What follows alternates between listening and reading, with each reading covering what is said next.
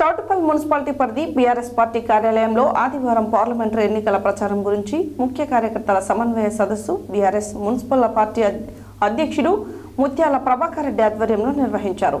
ఈ సమావేశానికి ముఖ్య అతిథులుగా జిల్లా Parishad vice chairman, TRS party parliament ఎన్నికల మున్గోడు ఇన్ఛార్జ్ వెంకటనారాయణ గౌడ్, మున్గోడు మాజీ ఎమ్మెల్యే కుసుకుంట్ల ప్రభాకర్ రెడ్డి హాజరై మాట్లాడారు. చౌటుప్పల్ మున్సిపాలిటీ పరిధి బీఆర్ఎస్ పార్టీ కార్యాలయంలో ఆదివారం పార్లమెంటరీ ఎన్నికల ప్రచారం గురించి ముఖ్య కార్యకర్తల సమన్వయ సదస్సు బీఆర్ఎస్ మున్సిపల్ పార్టీ అధ్యక్షుడు ముత్యాల ప్రభాకర్ రెడ్డి ఆధ్వర్యంలో నిర్వహించారు.